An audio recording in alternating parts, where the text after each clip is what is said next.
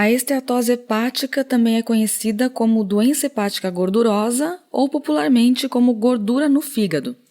Hoje vamos falar desse assunto que é a causa mais comum de doença crônica do fígado. O que é?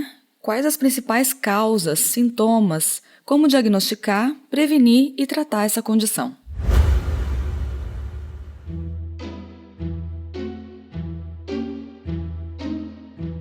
Comida sem filtro. Saúde, low carb, estilo de vida, evidências científicas e, claro, nossas opiniões. Toda semana um episódio novo e gratuito para você. Comigo, Dr. Souto. E comigo, Sari Fontana. Para ser avisado a cada novo episódio e receber as referências bibliográficas no seu e-mail, cadastre-se em drsolto.com.br/podcast.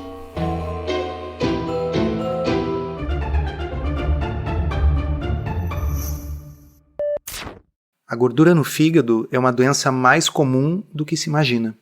Eu vou até dar um spoiler do meu livro, que deve ser lançado em breve e que tem um capítulo dedicado a isso. Estima-se que 50% da população mundial é afetado por essa patologia, que era relativamente infrequente há apenas 40 anos. Mas afinal, o que é a gordura no fígado? É a mesma coisa que gordura visceral? Bem, vamos lá. A gordura no fígado é um tipo de gordura visceral, porque o fígado é uma víscera, né? É gordura dentro de uma víscera. Existe gordura visceral, que não é só esteatose. A gente pode ter, inclusive, gordura no pâncreas. A gordura ao redor dos órgãos e dos intestinos também é gordura visceral. Mas, sem dúvida, gordura visceral e gordura no fígado são coisas que andam juntas. Algum de vocês já deve ter comido alguma vez o foie gras, que é aquele patê feito de fígado de ganso. Vocês sabem como é que é feito isso? Eles alimentam os gansos à força com grande quantidade, sabe de quê? De grãos, de carboidratos. É sabido que isso produz fígado gorduroso nos animais. E esse fígado gorduroso faz um bom patê. Muitos de nós estamos andando por aí com um fígado que não é muito diferente do fígado desses gansos, infelizmente. Mas então qual que é a principal causa desse fígado gorduroso em humanos? O que acontece com os animais também se aplica para os seres humanos? Tradicionalmente, em humanos, até os anos 80, quando se falava em fígado gorduroso, estava se falando em alcoolismo. É a chamada esteatose alcoólica do fígado. Então, o abuso de álcool, sobretudo de destilados, pode produzir a doença gordurosa do fígado, consequentemente inflamação hepática e cirrose, como todo mundo sabe. Acontece que a partir dos anos 80 começou a ser identificado na população indivíduos com esteatose que não bebiam. E levou um certo tempo para as pessoas se darem conta de que existia uma coisa chamada esteatose não alcoólica. Eu acho esse nome estranho, porque é como eu dizer que eu sou um não paulista. Tá bem, eu não nasci em São Paulo, mas eu poderia ter nascido em vários outros estados. Não seria mais útil dizer que eu sou gaúcho do que dizer que eu sou um não paranaense? Então, dizer que a esteatose é não alcoólica não nos diz o que você está perguntando, Sari. Afinal, de onde é que vem isso? Por que as pessoas estão acumulando gordura no fígado? Então, existe por parte dos hepatologistas um movimento para trocar o nome da doença de esteatose não alcoólica para esteatose associada à síndrome metabólica. Bom, e aí eu estou entregando para vocês a resposta, né? A síndrome metabólica, aquele conjunto de alterações relacionadas com resistência à insulina, com acúmulo excessivo de gordura visceral, é o que está por trás da esteatose. Então, por isso há uma correlação tão grande entre esteatose hepática não alcoólica e diabetes, ou sobrepeso, ou obesidade, tá certo? O que causa, o que está por trás da esteatose não alcoólica é o acúmulo excessivo de gordura visceral em geral. Mas aí existem pessoas que têm síndrome metabólica e não têm esteatose? E como que essas pessoas podem suspeitar ou perceber que elas possam ter esteatose? Existem sinais, sintomas ou algo nesse sentido? Então vamos dividir essa resposta em duas. A primeira é, a maioria das pessoas que têm síndrome metabólica tem sobrepeso e obesidade, mas não são todas.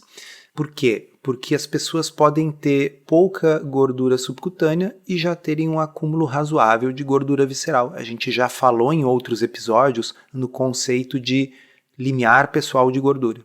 Isso significa, então, que pessoas aparentemente magras também podem ter esteatose. Correto. Além do que, quando a gente fala em síndrome metabólica, que relembrando pela milésima vez para vocês, é ter pelo menos 3 dos seguintes: aumento da circunferência abdominal, pressão alta, glicose acima de 100, triglicerídeos acima de 150 e HDL menor que 40 em homens e menor do que 50 em mulheres. As pessoas frequentemente não têm todas essas 5 coisas, elas têm algumas delas. A esteatose, na minha opinião, deveria ser um 6º sintoma da síndrome metabólica, mas, como de resto acontece com os outros 5, você não precisa ter todos eles. Então, tem gente com síndrome metabólica que não tem esteatose. A segunda parte da resposta é a seguinte: como é que a gente faz o diagnóstico? Será que a gente sente alguma coisa? Então, a esteatose hepática é completamente assintomática, é que nem pressão alta. Você não vai sentir alguma coisa. A esteatose ela vai ser diagnosticada pelo médico por exames. E esses exames, eles têm que ser de imagem ou tem também exames de sangue? Originalmente, lá nos anos 80, a esteatose era diagnosticada por biópsia do fígado. Então você tinha que colocar uma agulha no fígado, retirar um fragmento, olhar no microscópio e ver a substituição do parênquima hepático por gordura. Este ainda é o padrão ouro do diagnóstico, mas é um exame invasivo que tem risco, então a maior parte das vezes a gente faz o diagnóstico por imagem. O ultrassom, a ecografia, é um exame não invasivo, barato, que permite o diagnóstico presuntivo de esteatose, porque existem outras alterações no fígado que podem também ser confundidas com esteatose no exame, mas se a clínica do paciente é sugestiva, ou seja, se o paciente tem resistência à insulina, síndrome metabólica e o ultrassom sugere esteatose, a gente tem bons motivos para acreditar. Existe também a ressonância nuclear magnética do fígado para medir gordura hepática. Esse é um exame interessante, porém mais caro, mais complicado, que permite medir de forma numérica mesmo o percentual de gordura no fígado. E isso permite categorizar de forma mais correta, enfim, o grau dessa esteatose, que no ultrassom é colocado só como grau leve, moderado e severo. Mas e para uma pessoa que não está suspeitando de esteatose, por exemplo, alguém que não tem gordura visceral aparente, não tem grande circunferência abdominal, essa pessoa ela pode chegar a um diagnóstico por um exame de sangue? O exame de sangue pode ser parte do diagnóstico, sim. Existem as transaminases, que são os exames de enzimas do fígado.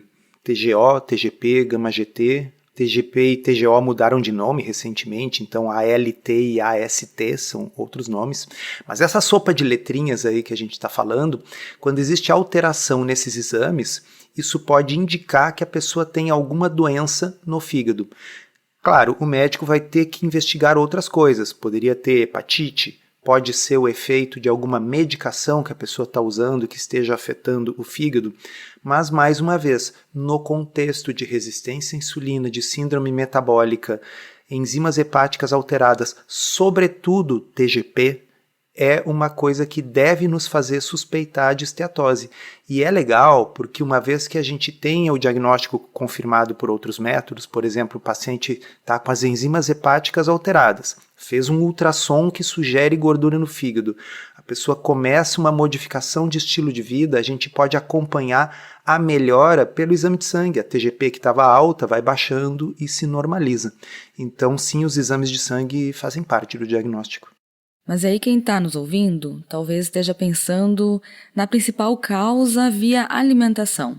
Se alguém tem gordura no fígado, significa que precisa parar de comer gordura ou reduzir a ingestão de gordura? E a questão dos grãos, né, que a gente falou lá nos animais que são engordados com grãos.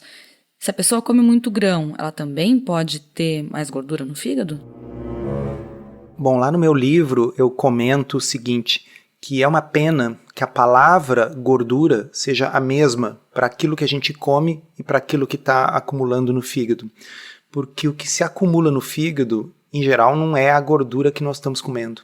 É gordura que o próprio fígado está fabricando. E o motivo para o fígado estar fabricando uma quantidade maior de triglicerídeos, de gordura, tem muito mais a ver com excesso de carboidratos na dieta do que com gordura.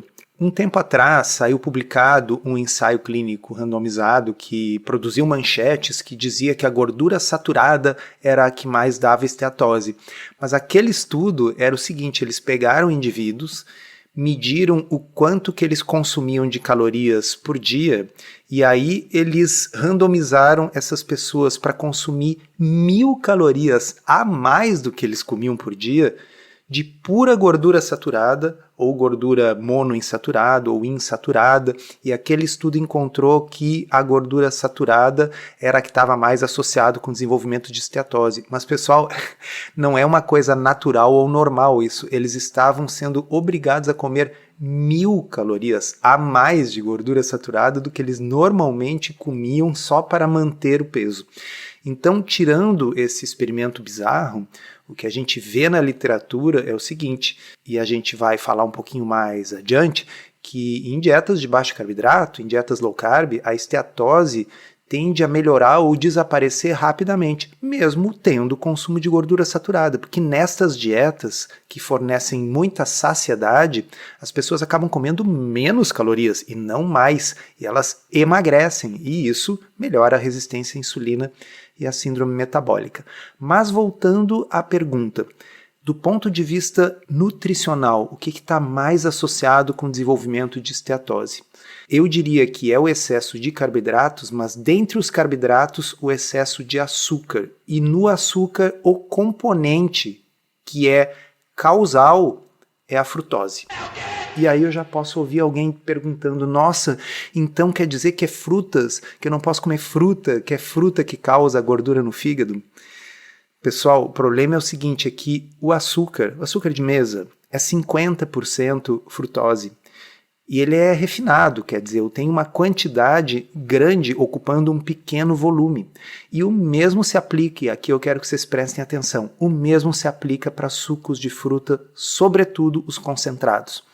Então, suco de maçã, suco de uva, esses néctares vendidos em caixinha, isso tem uma quantidade de frutose que a pessoa não comeria se ela fosse comer uma maçã, se ela fosse comer uma banana, que tem uma grande quantidade de água e de fibra. Quando a gente tira a água, tira a fibra, concentra, sim, essa frutose, ela é uma das principais causas de gordura no fígado e esteatose. Então, quem tem esteatose e quer resolver, uma das primeiras coisas que tem que fazer é tirar o açúcar da dieta. E suco de fruta, como eu sempre digo para os meus pacientes em consultório, suco de fruta é açúcar.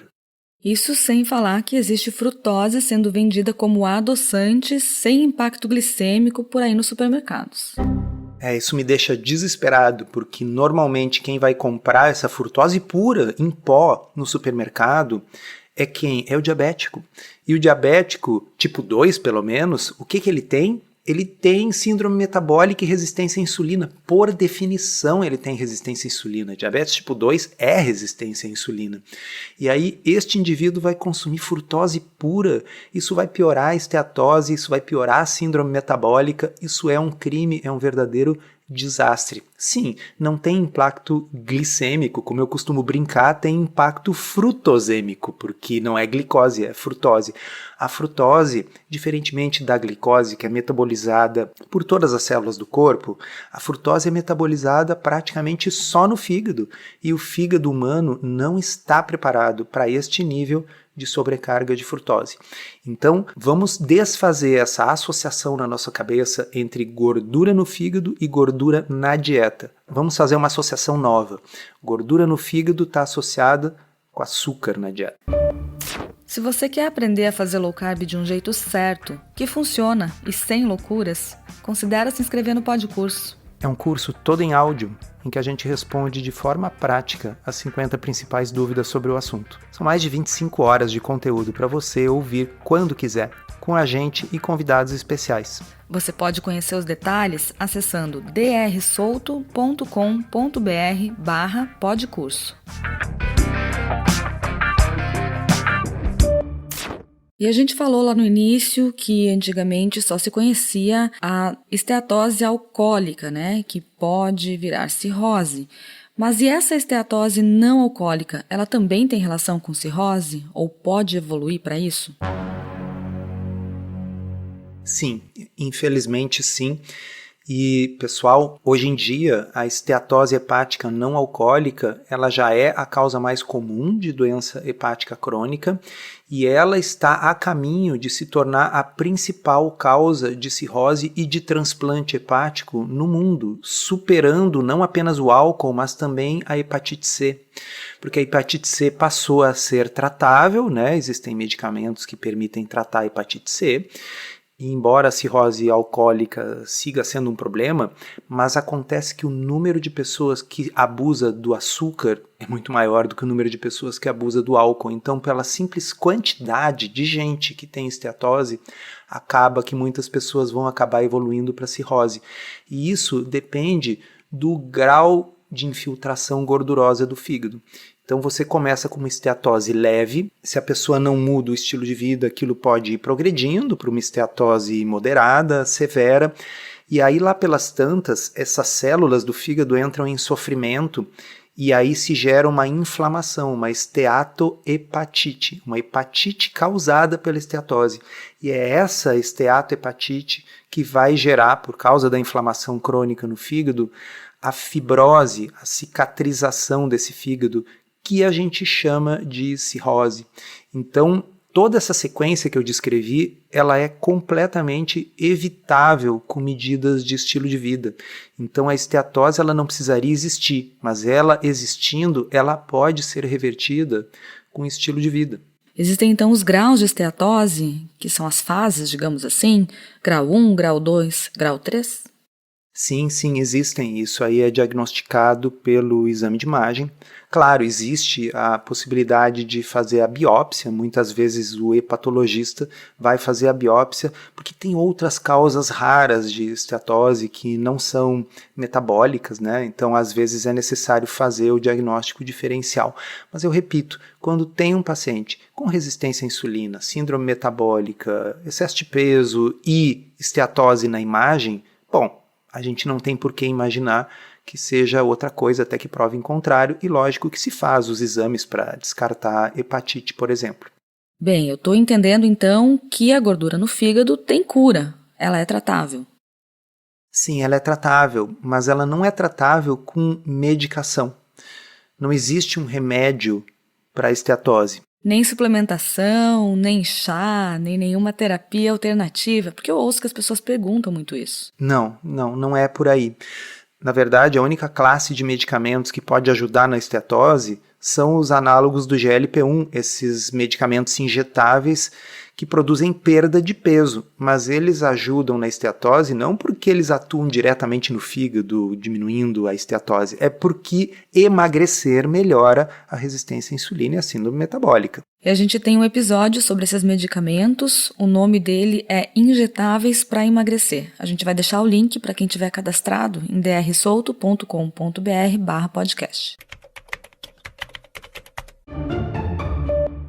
Uns anos atrás, o Dr. Robert Lustig, que é um pediatra e que escreve muito sobre os males do açúcar, conduziu um ensaio clínico randomizado com adolescentes nos Estados Unidos. Eram adolescentes com esteatose, com síndrome metabólica e sobrepeso.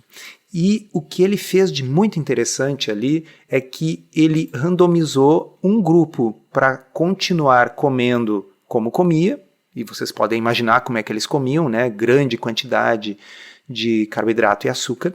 E outro grupo substituiu o açúcar por amido, mas mantendo a mesma quantidade de carboidratos e a mesma quantidade de calorias. E, por incrível que pareça, só de trocar o açúcar por amido, esses adolescentes já melhoraram da esteatose em poucas semanas, eu acho que era em 14 dias. Então, isso ajuda a salientar que, sim, excesso de carboidratos tem muito a ver com esteatose, mas o excesso de açúcar, especificamente, é pior, de modo que trocar os ultraprocessados ricos em açúcar por amidos naturais, que foi o que eles fizeram naquele estudo, já melhorou. Mas o que eu vejo em consultório, e que também tem ensaios clínicos demonstrando, é que nada bate uma dieta low carb para a melhora de esteatose. E por vezes é uma coisa que a gente vê em 30 dias. A pessoa está com a TGP ou a LT, enfim, a enzima hepática super aumentada, em 30 dias de low carb a gente repete e há uma queda brusca, normalização por vezes, nos valores das enzimas hepáticas. E a gente depois constata isso do ponto de vista de imagem. Então, sabendo-se que é uma coisa muito comum, sabendo-se que está associado com todos os desfechos ruins, incluindo diabetes, doença cardiovascular, sabendo-se que está virando a principal causa de cirrose e transplante hepático, é importante a gente saber que o tratamento, e ele existe, para a esteatose hepática, é a mudança de estilo de vida. Passa pela retirada do açúcar e, na minha opinião, a melhor estratégia. E quando eu digo na minha opinião, tem um monte de ensaios clínicos que, quando o livro estiver aí à venda, vocês vão poder ler lá no capítulo. Um monte de ensaios clínicos corroborando isso. Não tem estratégia melhor de estilo de vida do que low carb para a esteatose. Esse episódio foi roteirizado e produzido por nós. E se você gostou, aproveita para divulgar, encaminhe para os amigos e se inscreva para não perder os próximos episódios. As informações contidas neste podcast são apenas para fins informativos e podem não ser apropriadas ou aplicáveis às suas circunstâncias individuais. Este podcast não fornece aconselhamento médico ou profissional e não substitui a consulta com um médico e/ou nutricionista. Não use este podcast para diagnóstico ou tratamento médico. Qualquer sugestão é apenas uma recomendação geral, que não é específica para qualquer pessoa ou doença em particular.